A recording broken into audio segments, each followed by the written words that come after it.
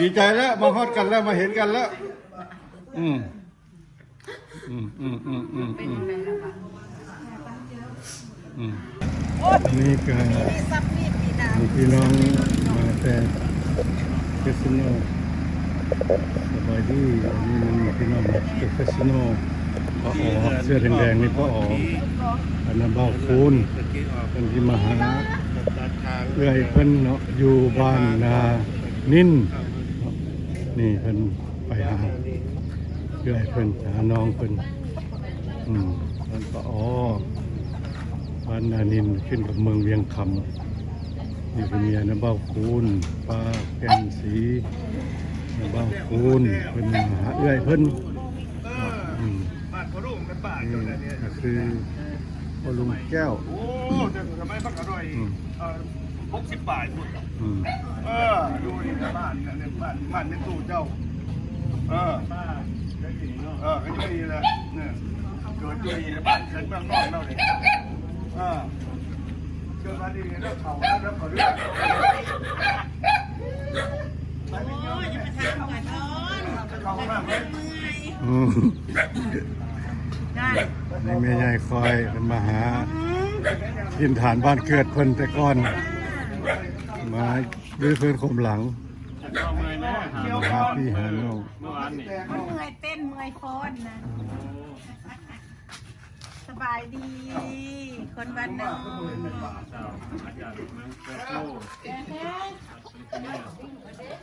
ใช่เมกานะเพื่อสนุกนะ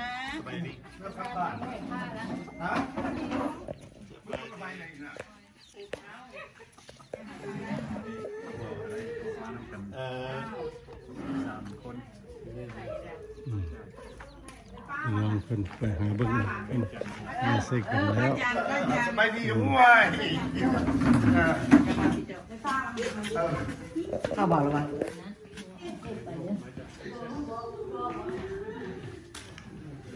พ่อแม่พี่น้องเพิ่นพบกันดีใจ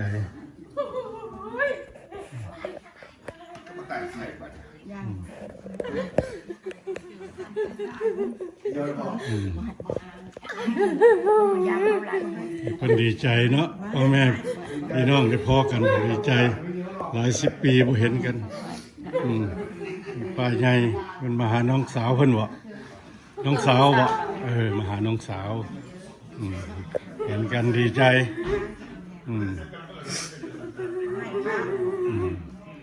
ดีใจเอากอดอีกให้หายคิดฮอดคิดถึงอันนี้มันป้าใหญ่เพิ่นมาจากเฟสโนแคลิฟอร์เนียสหรัฐอเมริกามาหาเพิ่นน้องสาวเพิ่นดีใจดีใจอันนี้บ้านนานินเนาะอ๋อบ้านนานินเมืองเวียงคำ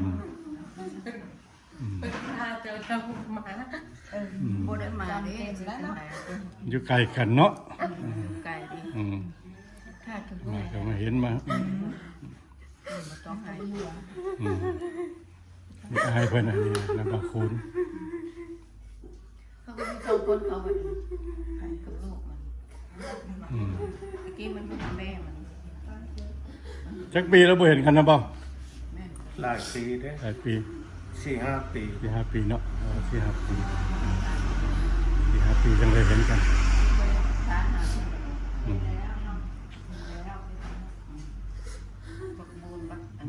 มาถึง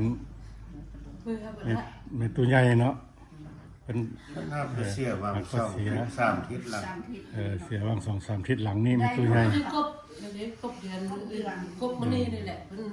14 ครั้งพอดีได้เดือนเดี๋ยวพอดีวันที่ปลาข้าวอื่นพอดีได้เดือนเมตัวใหญ่เพิ่นเสียชีวิตเนาะแม่ของป้าอ๋อผู้เสื้อแดงผู้เสื้อเขียวพี่น้องกันมีจักคนนะอันนี้เขานาบ่เขานาบ่เขาให้โอ้ได้หลายเนาะโอ้ยเขานี่แหละบ้านชนบทเขาก็เฮ็ดให้เฮ็ดนากินเนาะอันนี้เข้ากินกุ้งเป็นปีพุ่นละเนาะ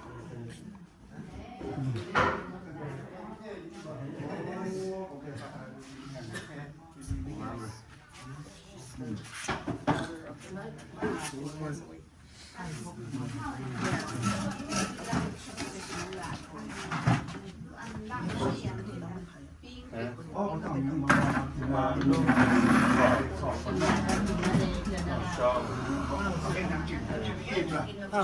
ินมาละลูกอีโอ้ยไม่ยังเลย ครบบ่ตั้ง ข้างบ้าน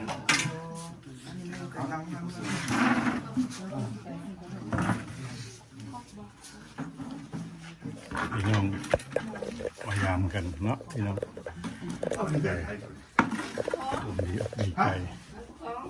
ไม่หรอก องทั้งระบบ ไม่หรอก พอดีเพิ่นไปเที่ยวเครื่องนึงมาก็มาแวะ ว่ายืน บ้านพี่น้อง พักเงี้ยโอ้เขาถึงเงินมาอ้าว มันเอ้ยเจ้าเลยกอง นี่หว่า โดย ไอ้ด้านในสมยืน บ้างเงิน พร้อมหน้าพร้อมตา เป็นลายปีมันเป็นแสนเหลือก่อน ปวดเราเชื่ออันลุงกองนี่คือมันตัวไหนมันอายจัง ตัวนึงอีไว้ขนาดบ่ ไอ้ตัวนึงไอ้ลง ลุงกองไปหาผู้ไปนอนหลับนี่มันไปไหนไอ้กูกันโอ้ ไอ้กบมือโมเมนต์นะนอกปลาหวานปลาหมูนี่เด้กบนอกปลาหมู ไอ้กบกับปลาหมูนแล้วก็ลุงกองแล้วเจอปลาออนี่ เอื่อยครบมันหลายครบ อืมแล้วผู้เสียนี่เป็นหยัง ฮะ ผู้เสียมันเป็นหยัง เอื้อยใหญ่ เอ้ยใหญ่เนาะเอ้ยใหญ่ของน้าบ่าวอืมเสียชีวิตแล้วเป็นเดือนหนึง ก็นี่แหละ อืม ไม่เอื้อมนี่ เพิ่นตายเมื่อ14ครั้ง อืมขอแสดงความเสียใจนำเด้อมาประทันกะ มาบ่ทันแล้วว่ารูปรับรถ อืม ไอ้เบี้ยเศร้านี่สิบ่ ถ้าเขาไปคิดสุดเนี่ยก็ยังว่าเขาโทรไปกับพอดี10 โมงเช้า กำลังสิกินเขาวกันซุ่มกันอยู่สวนนั่นแหละเขาก็โทรไปรู้ อืม 10 โมงเช้า10 โมงเช้ามันก็เป็นอยู่ที่10 โมงเช้า แก่10 โมงแรง พอดี1 โมง 10 โมงเช้ามันก็เป็น12 โมงก็คืน 1 โมง อืมอืม ยังไว้บนเนาะ แจ้งแล้วคนเดียว อืม นะ แล้วแข่งงานแล้วก็ ยังบ่ไว้ ครบหน้าครบตาพ่อแม่พี่น้องเพิ่นเห็นกัน ยินนะบอก อืม ยินนะบอก อันนี้ก็มันเอื้อยเพิ่นอีกคนนึง ได้คุยจะถามหาห้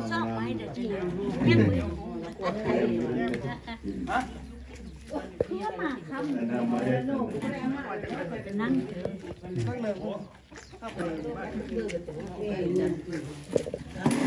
สบายดี ขายดี อืม เป็นยังไงตาก็เห็นหุ้ง เอาบ่เห็นจังได๋ อันนี้ คือ เอื้อย ย่าง เอื้ บ่ อยให ได้ ญ่เพิ่นเนาะเอื้อยใหญ่ ย่างมาก็ต้องจูงมาก็คูนมา เสียงเล็กก่อน เดี๋ยวมันจะเจอ บอกเอื้อยในบ่อปูนนี่ เนี่ยเจ้าก็มาบอกโอ้ จ่อย อืม ตาก็ไม่รู้แบบ ๆอันนี้ลูกเขยปลาออนี่เนี่ยอีออนะ สบายดี อันนี้อีออเจ้าจืน เห็นโมเห็นค่ะนั่งอ้อวันโอ้ สบายดี สบายดีตาก็เห็นหุ้งละหูกันเนี่ยตาก็บุก มา นี่เราบ่เห็นจมกันได้ มาคำเลยแล้วว่าถือ ไปไหนบ่ที่ได้มา แล้วก็โทรมาก้อน ไปเที่ยว ก็โทรมาวานนี้แล้ว เน็กโทรมาไป เดินมาหาครูบาแล้วบอกเพิ่นบอก ป้า เจ้า หวาน เออ เอาจักแล้วอยู่วัดนั่น ตัวป้าหวาน ไปละ เสื้อรถบ้านเนาะต้องหาป้าห นี่ วาน คือว่าที่อันโทรมากันค่ะนะ โทรหาป้าหมูนเมื่อคืนนี้เราก็ได้บอกเจ้าว่า โอ้ย บ่โทรไปหาเราโดนจับเราดีใจละจับเราดี อัน ใจ นี้มัน จะคงยินด้วยล่ะตัวไหน น้องเบิ่งลงกันบ่เห็นกัน4-5 ปีเนาะพบอยากบอกกันนี่ เนี่ย วันที่เย็นแล้วอ่ะ อาตัวข้ามมาจะไข่เดิน มาได้2 มื้อแล้วก็ถึงมานี่แล้วที่ไปต่ออยู่ไอ้น้อง แล้วก็ไปเฮ็ดน้ำเพิ่นที่สัตว์ โดย เฮ็ดแล้วก็ไปหาเพิ่น โดย วิธีเฮ็ด กำลังศึกษาของเพิ่นอยู่ ตัด ศึกษาที่เอาเฮ็ดให้ได้นี่แหละ จังว่าต้องหา ต่างร้านฟ้าต่างร้านที่ เรือมันหาเอียนั่นเนี่ยเอียนบอกอีน้องมันเอียนบอก เดี๋ยวไปใหญ่ น้องของสอนมันนะ ลูกใหญ่เนี่ย เบียร์มันขมบ่คือว่านี่คือว่า ก็จะท้า เบียร์มันขมอืม ยังอยู่วะ จะไปแจก โอ้คนอยู่คุณ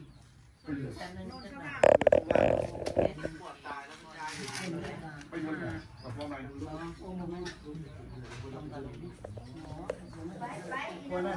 100,000ก็3 ดอนนะเนาะ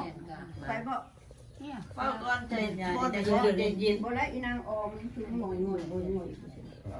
ไข่อีนี่น่ะ ปลาเมาหย่น เนาะมันไข่มันไอแต่อันนั้น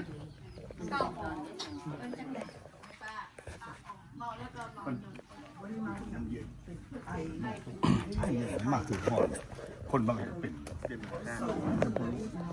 ยังอย่างไรเขาก็คุยเพราะอยู่บนอากาศไม่เย็นย่ามนี้มันเย็นเดือนหอนเดือน3มันจะเศร้าเดือน11มันเย็นตอนนี้เขาอยู่ในเดือนความห่อนฮะอุ่นไม่แห้งนะจะอยู่ได้มากเลยร้อนมาก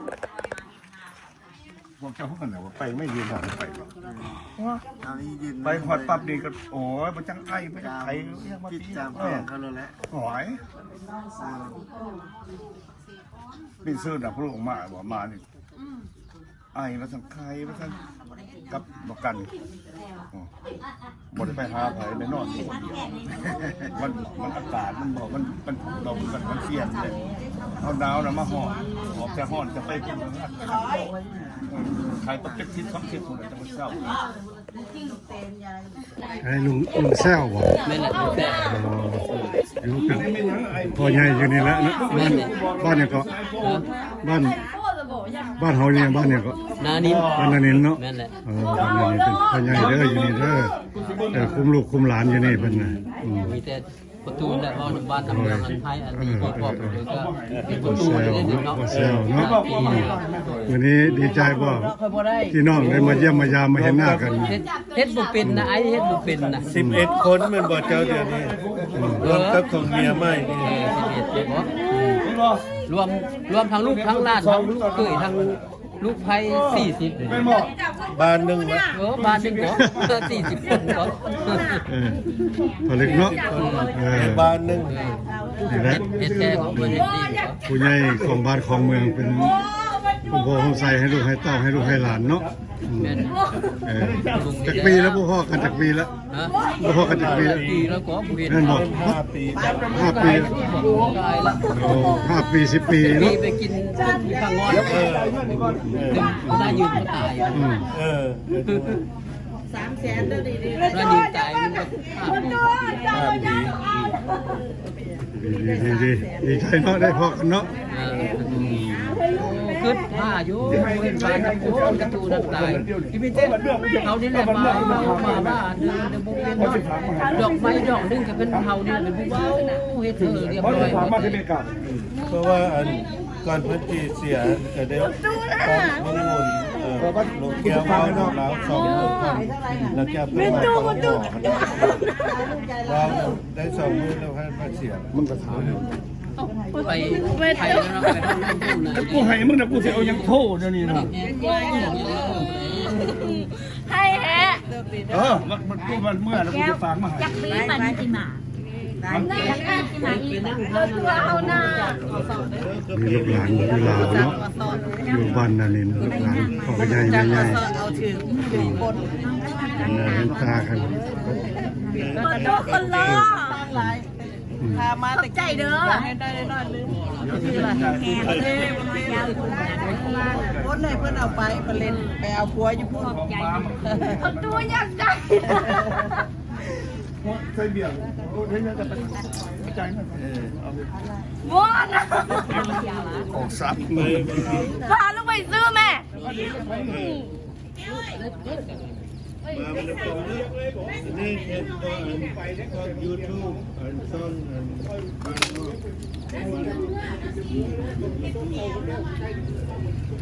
โอเคครับโชคดีเด้อฝากไว้แล้วมีแฮง โชคดีอยู่ดีมีแหงฮักแหงแบ่งปันกันทุกคน มาเลยเด้อ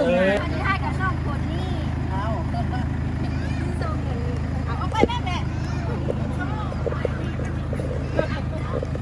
เรื่องตา